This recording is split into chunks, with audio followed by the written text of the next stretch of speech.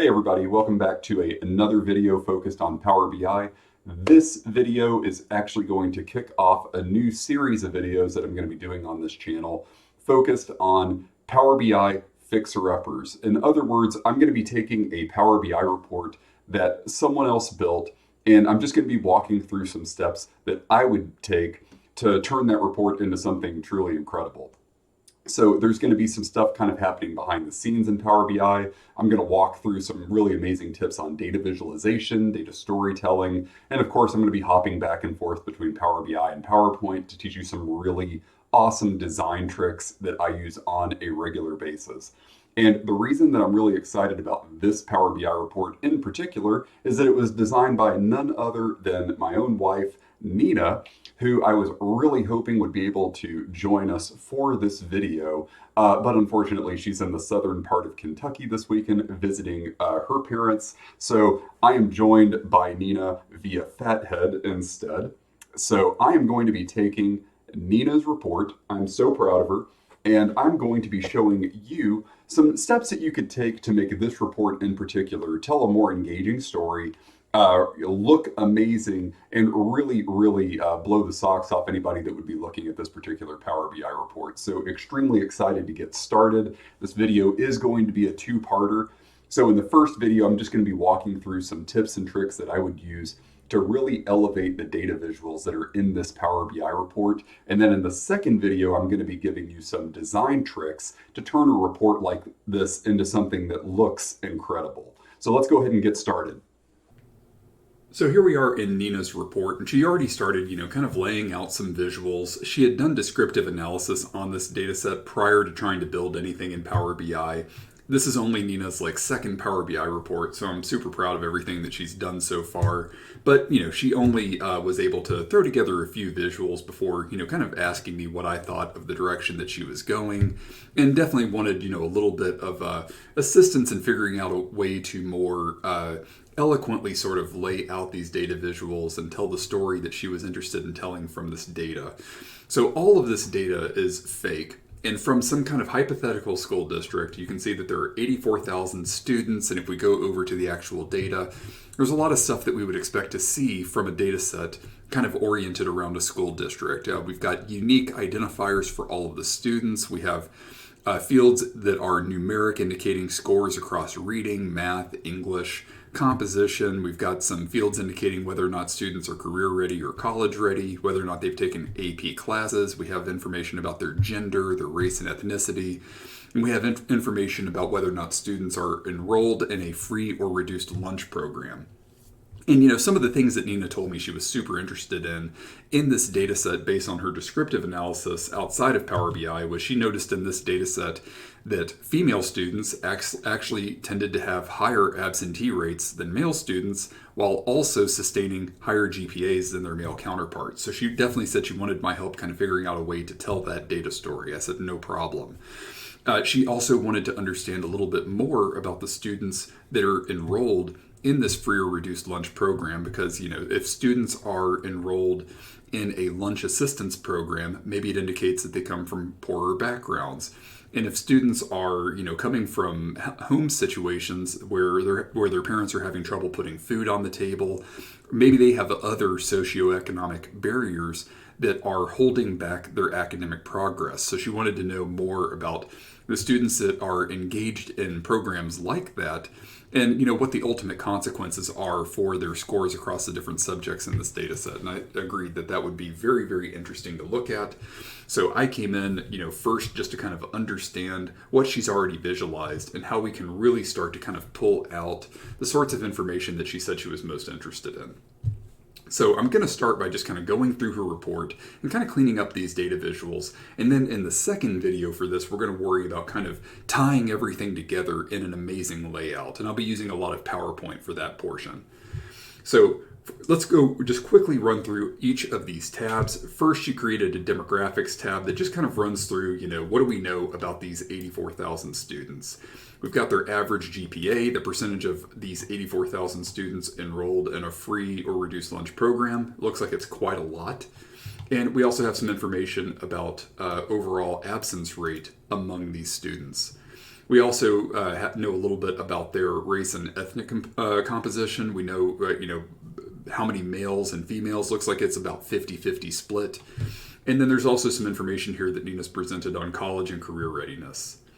And of course, she also started kind of experimenting with some other visuals on this gender page that she made. She didn't get very far with it, but she really wanted to kind of compare male and female performance across the 4 core subjects that are in her data set. On the next page, she wanted to understand more about how scores for these 4 main subjects sort of compare against the different racial and ethnic groups. And on the last page, she was particularly interested in just kind of using the key influencers visual and kind of playing around with that. And you can see she made 4 different key influencers visuals for the 4 different subjects in the data set: composition, reading, English, and math. And she did mislabel this key performance indicators. No big deal. She just kind of made a slip up there, and we're going to go ahead and change the name of this tab to key influencers rather than KPIs. And we'll go ahead and take care of this mislabeled button when we redo the layout. But anyway, going back to the demographics page, let's start really tearing into these visuals and figuring out how we can make this better. Now, before I really get started on how we're going to clean this up, I will say one thing, and that is that in the interest of keeping this video shorter, rather than turning this into an hour-long video, I may skip through some of the more basic formatting elements of these visuals. Obviously there are other videos and other resources you can use to format any of these visuals. And of course, if you go to the format pane on any visual that you select, you can kind of just, manually walk through all of the different formatting options and kind of figure it out as you go. So I will be skipping through some of the rinse and repeat formatting that I do on like all of these cards, for example, just to kind of help keep this video as short and sweet as possible. I'm very, very confident that it will still go longer than 30 minutes, but I've been trying to keep it at least under 45. So let's go ahead and get started. So the first thing that I'm going to do is I'm going to go ahead and start looking at everything she's got here. I do notice 2 visuals in particular that kind of stand out to me as being interesting, but a little bit different from everything else on the page. And that is this college readiness donut chart and this career readiness donut chart. To me, these are very interesting visuals and they go together. I think it's very interesting if I were running a school district to know that only 24% of my students are college ready and only less than 5% are career ready. So there's definitely, substance here that would be very interesting presenting this to like the superintendent of a school district or something like that. And I want to keep these 2 visuals together because they look like they go together and they're kind of similarly themed. But this gender composition donut chart is kind of throwing me off because it's also a donut chart, but it doesn't go with these 2. So I'm just making kind of the creative decision to just turn this into a vertical bar chart to kind of visually make the distinction that these 2 visuals go together more than these 2 visuals do. And I'm going to kind of just drag this down here into this area, and I'm going to go ahead and put these 2 visuals off to the side where I can find them later. But for now, we're really not going to touch them very much. The next thing that I'm going to do is I'm going to kind of move these bar charts out of the way, and I'm really going to focus some energy on these KPI cards that Nina came up with. First of all, they take up a lot of room. The font is huge. They've got these black borders on them that I really don't feel like add too much. So we're just going to reformat these and have these cards take up as little space as possible, while still obviously representing the information that we're trying to give the users. So I'm going to go ahead and just quickly replace all of these with multi-row charts or multi-row cards. I'm going to control select all of these and just touch up the formatting a little bit. I'm going to remove the border that I don't really care for. I'm going to go ahead and go to my visual options, drop down my card options. I'm going to remove the accent bar that you see here. I'm going to get rid of that. And then I'm going to start just kind of, changing with the formatting a little bit. I'm going to go with a darker color for these category labels. I'm going to change the fonts to Calibri, update my callout values to Calibri, and punch up my font size a little bit. And I'm going to go ahead and replace all of these cards with their counterpart measures up here. So currently she's counting students from the data set directly. I'm going to go ahead and replace that with the student count measure here. Make sure it's got a comma. I'm going to go ahead and add my average GPA. My percent eligible for FRLP looks good. And my absence rate looks good. So the last thing that I'm going to do with these multi-row cards is I'm just going to add some additional formatting real quickly so that I'm happy with how all of these look. So this is where I'm going to go ahead and hit pause. And there we go. And you'll notice that I did go with an accent color on my student count, and I did change the category label on this multi-row card to actually, present a question to the user so that they know exactly how to interpret this number, and also just kind of give them something to engage with this first number a little bit more. I think that knowing how many students are in the district is a great way to sort of orient a new user around this data. And then I kind of made the other cards, this gray color, left the font a little bit smaller just so these kind of fade into the background, but obviously they're there for the user to reference as needed. So now I'm going to go through and I'm just going to quickly make some changes to these bar charts that I think will be a little bit more useful. So I've got a bar chart here for the race and ethnic composition of the students, and then I've got another bar chart down here for gender. So one change that I am going to make here after I go ahead and replace these measures with the student counts is to make it a little bit easier for somebody to compare all of these measures or all of these numbers across the different student categories. I am going to express these as percentages. And I'm going to go ahead and remove from these data labels these trailing decimal places. Because at the end of the day, I want somebody to, instead of having to do any math on their own, I just want somebody to be able to jump into this bar chart and recognize right away 83% of the 84,000 students in this district are white, and there's about exactly a 50-50 split between male and female students. So now I'm going to go ahead and hit pause again just to kind of format these two visuals. I will tell you right out of the gate, some of the changes that I'm going to be making are to really, use my accent color to sort of accentuate the most meaningful values here, like the number of students, the huge gap between, white students and all the other ethnic groups here. I want to call that out. And since female students have just a slight edge in population over male students, I'm going to want to call this out. I'm also going to want to try to remove as much unnecessary information from these charts as I can. For example, you see that I have gender labeled in my x-axis, even though, it's pretty obvious what's going on here in my x-axis, that I probably don't need to label it gender. And in fact, my title is going to make this even more redundant once I write a new title for this bar chart. Nor do I probably need to have this label on the y-axis or the y-axis itself, since both of my bars here are going to be clearly labeled. So I'm going to go ahead and just hit pause real quickly. There we go, and you can see that I'm using the same accent color here that I'm using in my main card up here telling me how many students there are. I want to immediately draw anyone who's looking at this report page, draw their attention to the top values for each of these bar charts. In this case, which racial or ethnic group makes up the vast majority of the students, and which gender has a slight edge.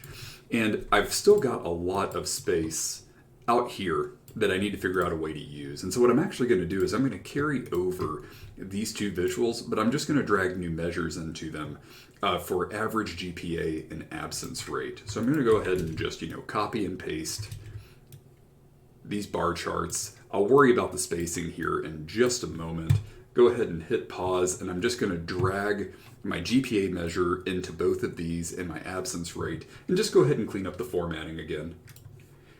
And there we go. All I did was I literally just dragged my average GPA and absence rate into these new visuals. They all look very, very similar, except my gender row here has now GPA and absence rate. I'm just going to go ahead and swap out those titles real quickly.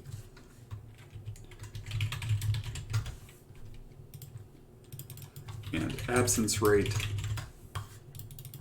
And I'm doing exactly the same up here. Everything's just broken down by my race and ethnicity category as opposed to gender. And I made the conscious effort to actually leave one decimal place for these other visuals, since I'm dealing with much smaller percentages or numbers than I was in the others. So for GPA, instead of rounding everything up, since everything's kind of clustered together, I did leave an additional decimal point, and the same with absence rate.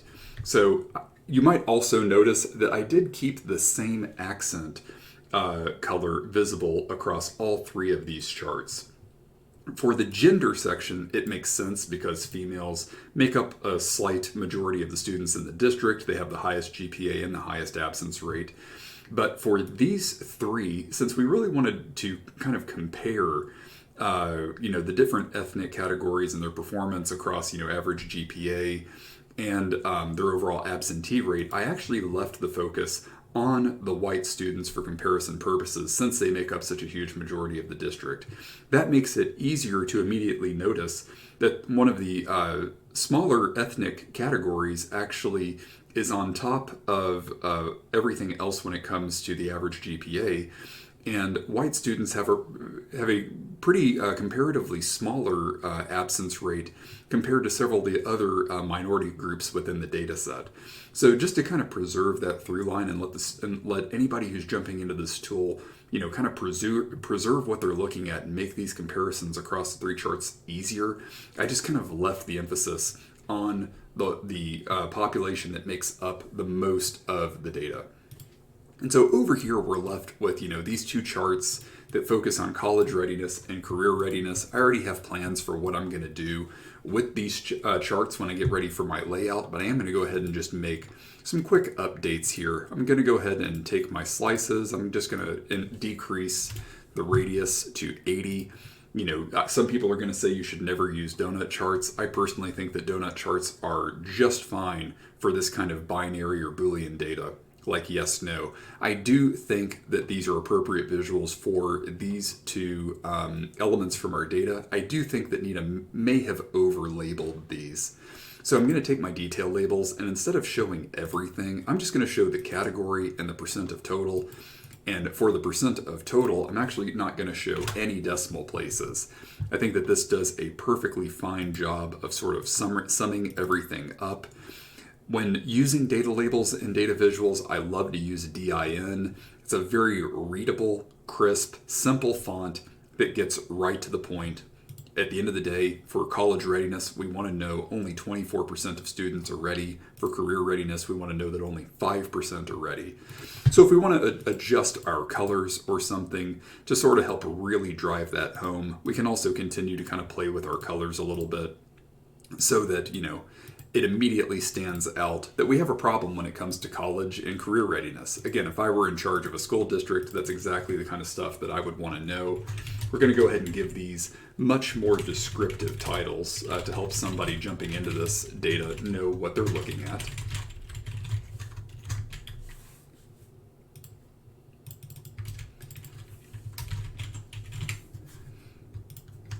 And I'm going to go ahead and make the same changes that I've made to my titles across other charts on this page. And now everything's in pretty good shape. I don't know if I'm going to need all of these borders by the time that I'm done, but for now, I'm just going to leave everything as is and kind of turn my attention to the next page. And on the next page, again, Nina is trying to, compare whether or not there's any kind of meaningful difference in performance across these four main subjects: math, reading, English, and composition, between the two different gender groups in the data set. And I kind of posed to her, it might have actually been useful in this specific bar chart to actually flip the legend and the x-axis. After all, I think most people would find it easier to compare 2 bars than 4 bars. Although it's not like this particular example is very complex. I think that most people can even look at this and notice that the female students appear to have a slight performance edge over their male counterparts, and that seems to hold true for every single subject here. But we just want to focus on, what are some better ways to visualize this? And would this visual read more strongly if we did flip the legend in the x-axis?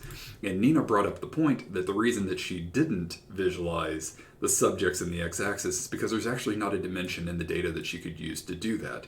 If you look at the data, composition, English, math, reading, they're all different fields within the data. And so I told her this is no problem whatsoever. We're just going to have to model it out. And in order to model it out, we're going to have to go to the Power Query editor and just make some quick changes here on the fly. So what we're going to do is I'm going to go to her data and I'm going to create a kind of a copy of it by referencing the data that she's already cleaned up. I'm going to create a reference table that currently is exactly the same as data, but I'm just going to make some additional changes to it. First, I'm going to grab student ID, and then I'm going to scroll to the end of her data set, and I'm going to grab the 4 main subjects here. And I'm going to remove everything else. Oop, looks like I lost my student ID. No big deal. I'll grab my student ID again. Grab my subjects. That looks better. Now I've got my student ID and the 4 main subjects.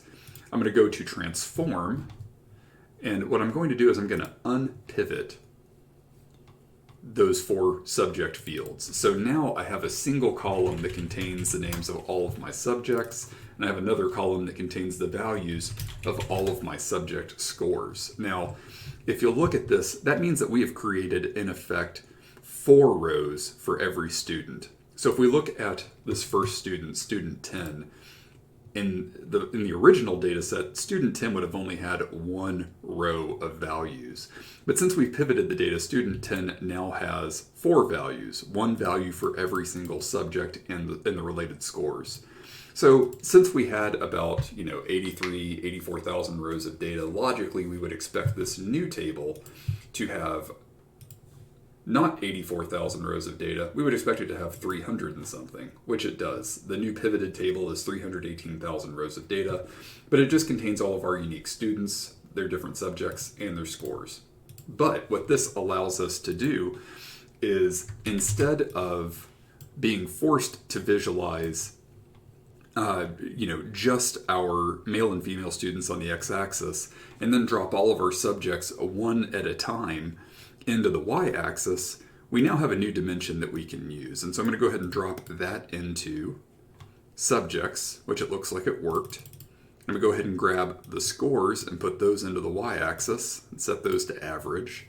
And now I'm going to go ahead and, because there is a relationship automatically between the 2 tables that I created based off of student ID, I can use gender from my original table and drop that into the legend. And now I've got a new chart where I can easily compare female and male performance across my 4 subjects. And so I'm going to go ahead and delete the original visual that Nina created. I'm just going to drag this into place. And so what we're left with now is, what additional improvements can we make to this visual? And fundamentally, all we want to do is we want to make sure that this visual and the difference in performance across these 4 subjects is as easy as possible to compare between male and female students. And so I would propose that this visual might be a little bit easier to consume if the x-axis were properly ordered. So we're going to go ahead and just put this into ascending order by the names of the subjects so that somebody coming here immediately sees composition, English, math, and reading.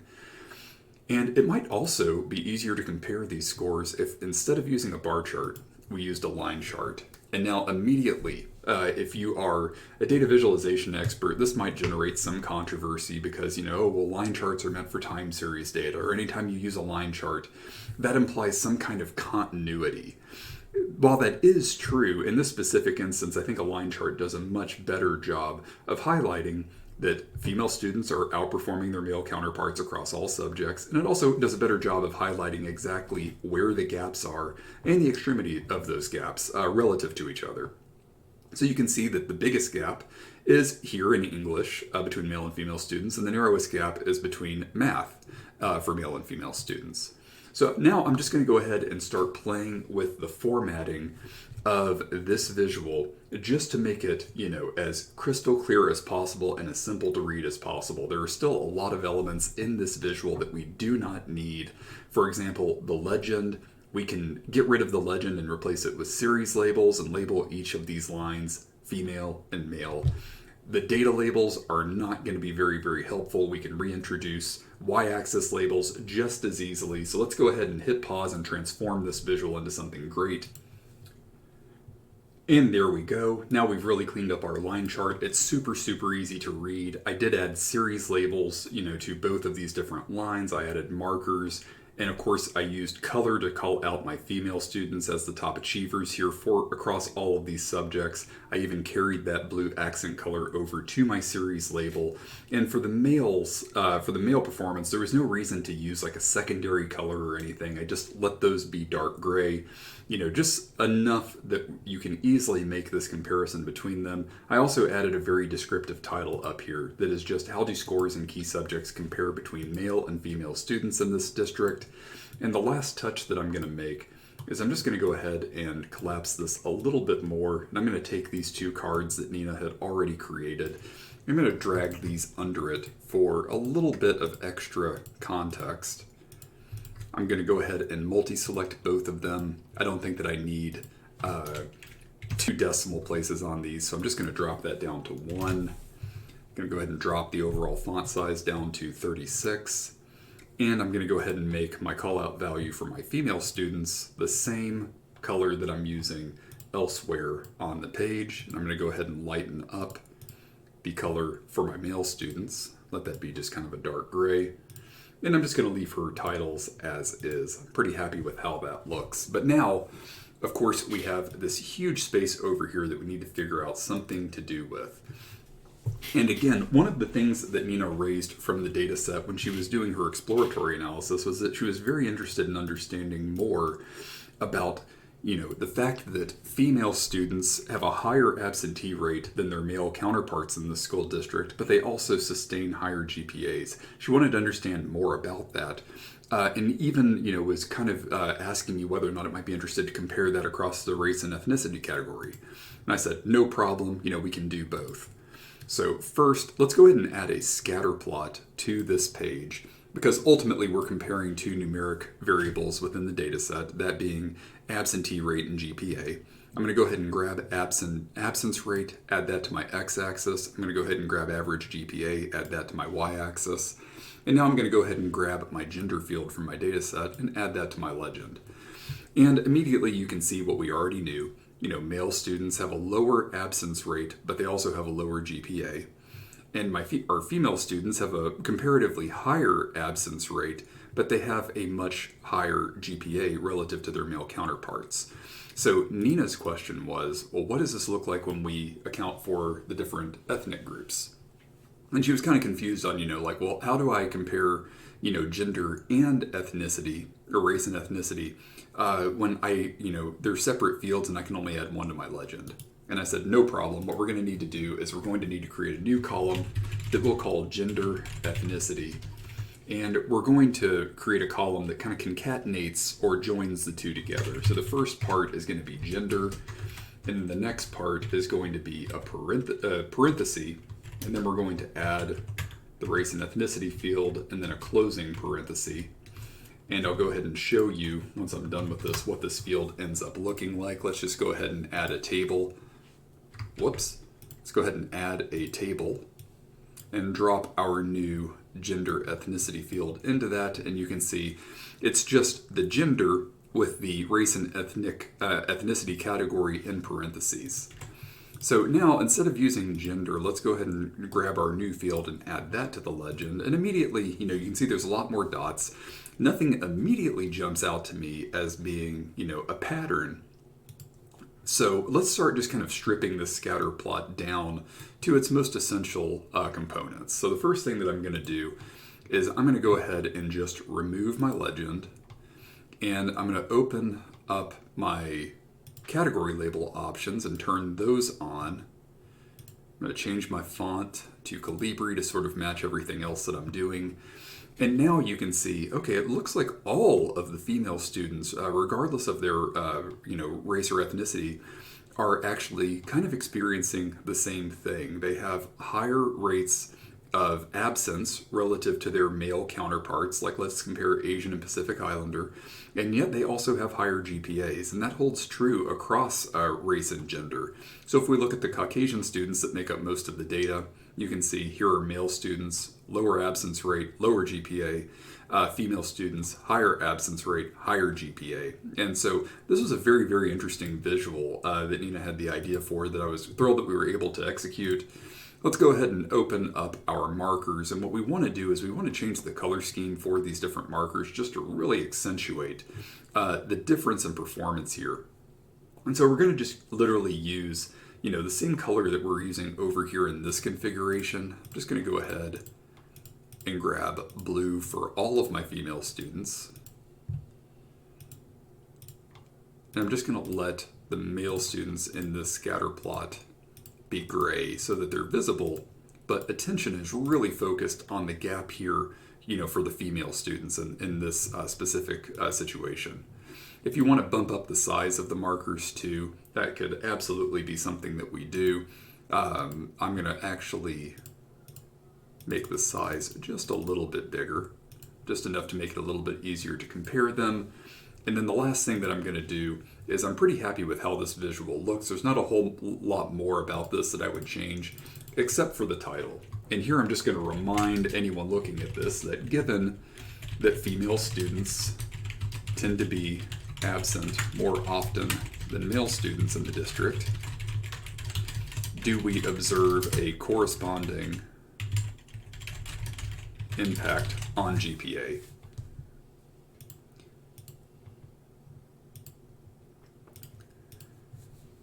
And I'll just go ahead and leave that there. We'll worry about maybe some additional formatting when we get ready to bring in our layout.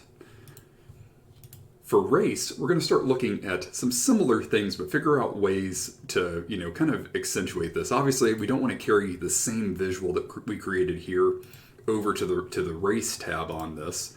But it might be interesting to take this visual and kind of recycle it because we've already set up a lot of what we need. By creating this new pivoted table, we have the ability to kind of swap things around and make this comparison a little bit easier to do. And the line charts are going to make it easier for us to really determine from this kind of noise of colors and bars, which racial or ethnic backgrounds are maybe struggling or overachieving relative to their peers from other backgrounds in the data set. So let's go ahead and take out gender. And let's go ahead and drop our race and ethnicity field into our legend and see how that looks. And immediately you can start to notice things like it looks like Asian Pacific Islanders are the top performing group when it comes to scores on these 4 subjects. And it looks like African American students are the lowest performing students within the district.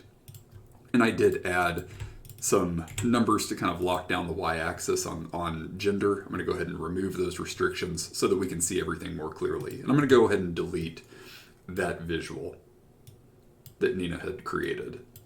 So the next thing that I'm asking myself is, how do I really call out what I want to call out from this visual that focuses on different score achievements between the different ethnic categories of students in the data set. So let me go ahead and hit pause. And I'm going to show you how I would, draw more attention to this visual without using, so much color. And in this specific situation, what I did was I just used the color pop to draw attention to the students that are outperforming the rest of their peers in the data set and the students that are underperforming. Because in a situation like this, where you have multiple categories being compared, you really want to draw attention so that the user focuses on, sort of the extremities of the data, and then they can kind of compare everything in between. Since we have our series labels engaged, we really don't need to add color to the groups of students that kind of fall in between the 2 extremes of data. We just want people to be able to kind of immediately come in and see the cohort of students that are performing highest across the different subjects and the students that are performing lowest. And then obviously with the rest of the space, we want to try to contextualize what might be going on here. If we're noticing that one group of students is performing better relative to other groups of students, and one cohort of students is performing lower across these different subjects, then we need to try to figure out what might be going on under the surface. And this is where this free or reduced lunch program comes back into play, because this was a field that Nina had in mind to possibly use as a proxy for other socioeconomic barriers that might be at play in this particular school district. So what we're going to do is we're going to add a bar chart to this page. We're going to grab our race and ethnicity category, and we're going to drop that onto our x-axis, and we're going to go ahead and grab our free or reduced lunch program, and we're going to add that to our legend. And we're going to go ahead and create a new field here, or a new measure here, that is going to help us make the comparison across these different ethnic groups so that we can really see, for any given category of or background of students, what percentage are enrolled in this lunch assistance program. And so our measure here is going to look something like FRLP%, but we're going to control for our ethnic variables. And the measure itself is going to look something like calculate divide student count by calculate divide student count for all selected. In other words, we don't want to filter based on our free or reduced lunch program. Then we're going to go ahead and save that filter, or that new measure. We're going to drag that into our y-axis. We're going to format it as a percentage. We're only going to leave one decimal place. And we're going to start reformatting this so that we can really, really capture that story easily. So currently there's a lot of color happening here. It's a little bit hard to know exactly where to focus. So we're going to see how we can format this to really draw attention to what we want somebody who is looking at this report for the first time to see. So what I did in my formatting, other than add a very descriptive title to this, in this case, what percent of students in each ethnic group are enrolled in the free or reduced lunch program, I also did a number of other things to really help tie attention to the variation in students that are enrolled in the lunch assistance program so that it can be easily compared to what's happening over here. So you'll notice that I faded out my y-axis because I already have the bars that I'm interested in clearly labeled here. These are the percentages that matter. These are the percentages of students in each racial or ethnic category that are enrolled in lunch assistance programs. And I want all of the other information to just be gray and to just kind of fall into the background. Because ultimately, what I want users to be able to do here is contextualize the information that's over here with the fact that African American students have the highest likelihood to be enrolled in the lunch assistance program, while Asian Pacific Islander students have the lowest likelihood to be enrolled in such a program. And in fact, if you compare these two visuals in real time, you can literally track, okay, what is the second highest bar? It looks like it's Hispanic or Latino students who are next in terms of lowest performance across schools, or across the different subjects. Next, we have NA and multiple or Native American, which are borderline tied, followed by white students, followed by Asian Pacific Islander students. So, obviously the school district, if they're interested in understanding more about the differences in scores across these subjects for students from different racial or ethnic backgrounds, maybe the first thing that we need to do is understand more about different socioeconomic barriers that might also be at play outside of school in this particular district. And these two visuals side by side really help kind of flesh out that story as far as what really might be going on here. And then finally, the last visual that Nina has in her last page that she has in her report is focused on key influencers. This is a really, really cool visual. This was Nina's first time using it, and she was just kind of experimenting a little bit. So we're not going to spend a whole lot of time on this. I'm just going to point out that by doing our pivot here, we actually set Nina up for a much more efficient way of representing this data, because currently she's trying to cram 4 different key influencers visuals into a fairly small space. So, each of these is literally just trying to figure out what influences composition scores, reading scores, English scores, or math scores to increase.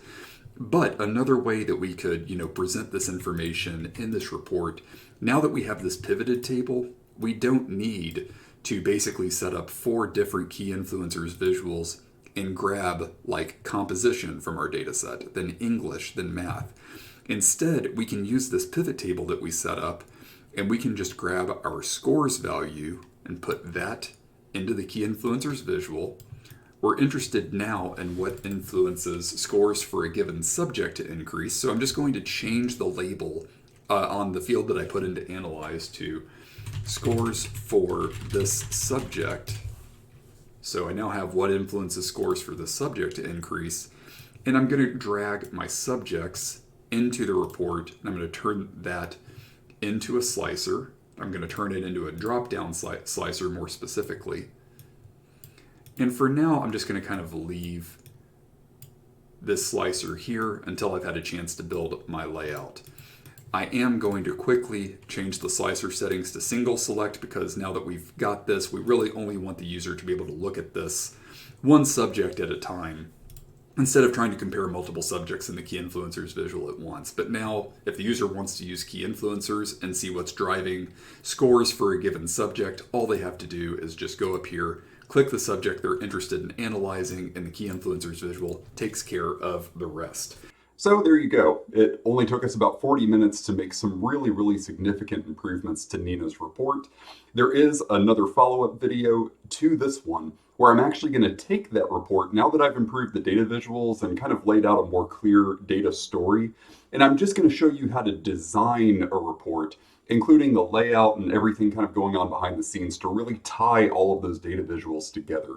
So if you're interested in just learning some design tricks that you can use in Power BI to just sort of create, this really immersive and cohesive theme across your entire Power BI report, that's going to be the focus of the next video, and I would really recommend that you check that out. It's going to be a fun one. Thank you so much. I'll see you in the next